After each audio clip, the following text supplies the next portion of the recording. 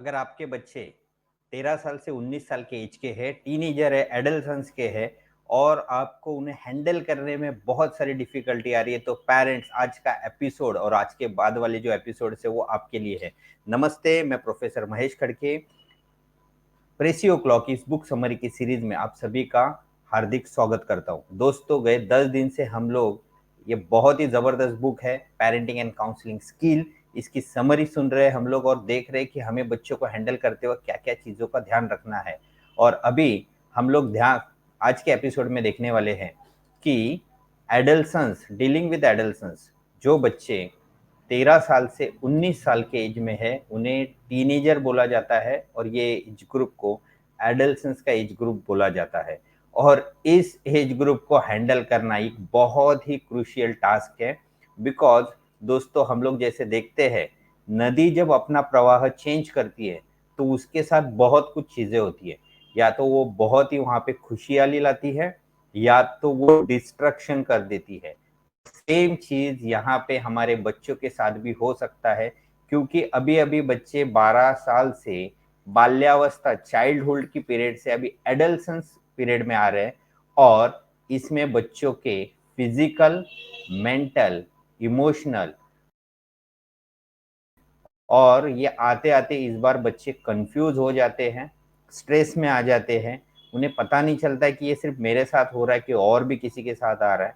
और उसके लिए बच्चे या तो भटक सकते हैं या तो वो सही रास्ते पे जा सकते हैं। और इसी के लिए यहाँ पे पेरेंट्स की जो रोल है, उनकी भूमिका है, वो बहुत ही ज़्यादा महत्वपूर्ण है। बच्चों के फेसेस पे चेंजेस आने लगते हैं, जैसे उनको पिंपल्स आते हैं, उनकी आवाज़ चेंज हो सकती है, उनके मॉस्ट्रिल्स, मूछ या दाढ़ी, वहाँ पे बाल बढ़ने लगते हैं।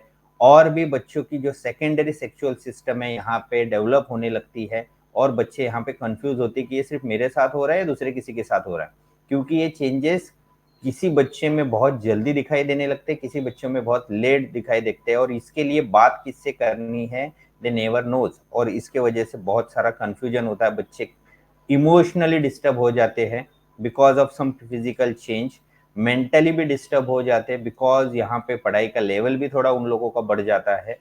लोगों के साथ लोगों का बिहेवियर, उनके तरफ देखने का नजरिया भी बड़ा होने चेंज होने लगता है। पेरेंट्स भी उन्हें बहुत छोटा भी नहीं समझते, बहुत बड़ा भी नहीं समझते।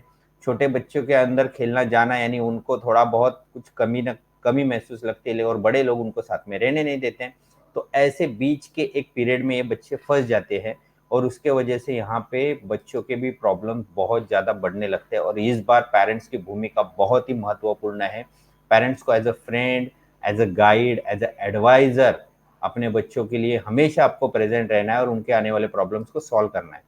और क्या क्या हो जाता है, बच्चों की थिंकिंग प्रोसेस और बिहेवियर में यहाँ पे चेंजेस आने लगते हैं। बच्चे को लगता है कि मैं अभी थोड़ा सुपेरियर हूँ, मैं बड़ा हो चुका हूँ, मेरे बॉडी की ग्रोथ है, डेवलपमेंट हो चुकी है, सेकेंडरी सेक्सुअल सिस्टम भी बच्चों की डेवलप हो चुकी है।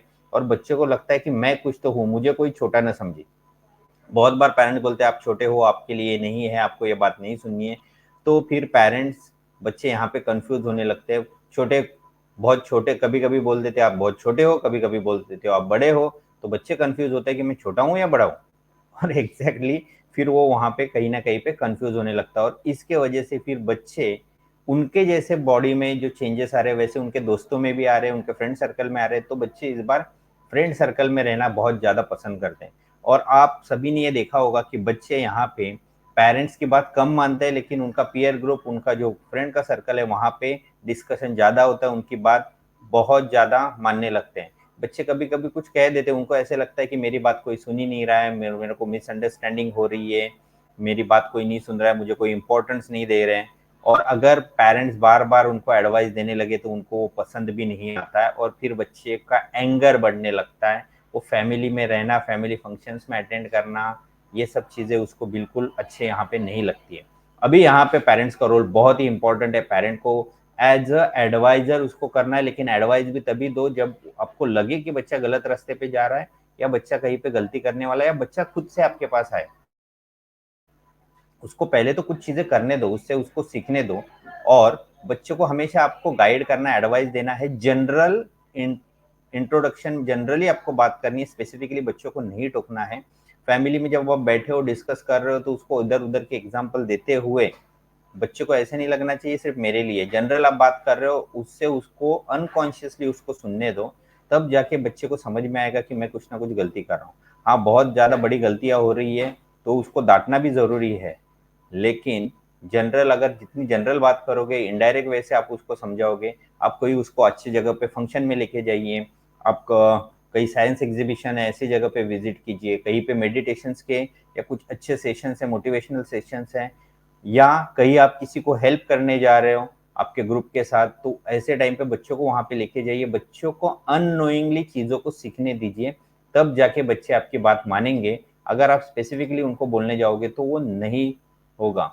बच्चों को गाइड करना जरूरी है, जैसे बॉडी में बच्चे के चेंजेस आ रहे हैं तो आपको उसको समझाना जरूरी है कि this one is a natural thing, वो सब में आता है। और बच्चों के साथ ये चीजों की बात करनी बहुत जरूरी है कि उनकी, जैसे गर्ल्स में मेंस्ट्रुअल साइकिल स्टार्ट हो जाते हैं, बच्चों की आवाज चेंज हो जाने लगती है, उनके जो ऑर्गन्स है वो कुछ बढ़ने लगते हैं, और भी बहुत सारे चेंजेस आते हैं। तो इसके बारे में खुल के पेरेंट्स को बच्चों के साथ बात करनी है, और this one is a natural thing, आपके साथ कुछ अलग नहीं हो रहा है।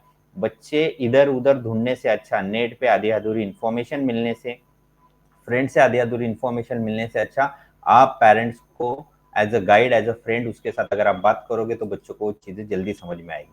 फिर ये चीजें कहीं पे लैक होने लगती है तो फिर क्या होता है, बच्चे ड्रग्स भी लेना स्टार्ट करते हैं या कुछ चीजों के वो एडिक्टेड हो जाते हैं। अभी हम लोग देखते हैं आज के डेट में तो बच्चे मोबाइल्स के एडिक्टेड हो गए, लेकिन बच्चे ड्रग्स भी लेने सकते हैं। अभी बच्चे ड्रग्स ले रहे या नहीं ले रहे ये आपको कैसे पता चलेगा? उसके कुछ फिजिकल सिम्टम्स है, जैसे उसकी आंखें आपको लाल दिखाई देती है, उसको भूख कम लग दिखती, उसको भूख ही नहीं लग रही है, उसकी वजन उसका कम होने लगता है, उसका टोटली इंटरेस्ट पढ़ाई के अंदर से निकल चुका है, वो हमेशा आपको सैड नजर आता है, दुखी है, उसके चेहरे पे कोई भी स्पार्क नहीं है, और ये ऐसे नेगेटिव साइंस आपको वहां पे दिखाई देते हैं। उसके बॉडी के ऊपर भी कहीं पे इंजेक्शन और सीरिंज के भी वहां पे चीजें दिखाई देती है।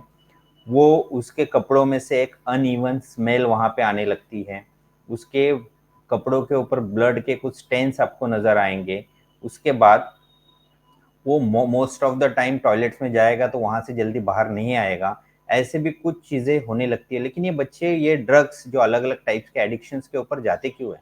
एक तो सबसे पहले या तो पेरेंट्स एडिक्टेड होते हैं तो बच्चे भी एडिक्टेड होते हैं। जैसे हम लोग ने मोबाइल देखते हैं, parents most of time mobile use कर रहे हो, पेरेंट्स मोबाइल छोड़ ही नहीं रहे तो बच्चे कैसे छोड़ेंगे? ओके, पेरेंट्स अगर अल्कोहलिक है, ड्रग्स ले रहे हैं तो बच्चे भी उनको कॉपी करने लगते हैं। बहुत बार बच्चों को निग्लेक्ट किया जाता है, फैमिली में उनको बार बार कोसा जाता है, तो ऐसे बार बच्चे ड्रग्स लेने लगते हैं।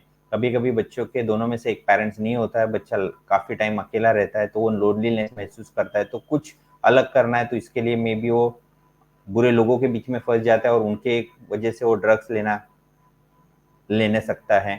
कभी कभी घर में मम्मी पापा के झगड़े बहुत ज्यादा हो रहे हो, बच्चों के ऊपर ध्यान नहीं जा रहा है तो उसका इफेक्ट बच्चों के ऊपर होता है। बच्चा अच्छा स्कोर नहीं कर पा रहा है, उसके कोई प्रॉब्लम नहीं समझ में आ रहा है, वो ड्रग्स लेने लगता है। तो ऐसे बहुत सारी चीजें यहाँ पे समझ में आने लगती है। और अभी पेरेंट्स के यहाँ पे जो रोल है वो बहुत ही ज्यादा इंपॉर्टेंट है। बच्चों को as a friend, as a guide, as a adviser आपको उसके साथ में रहना है, उससे बातें करनी है, उसका कॉन्फिडेंस इंक्रीज करना है। ये सब चीजें जितने आप करते रहोगे बच्चे ये चंगुल से बाहर आ सकते हैं।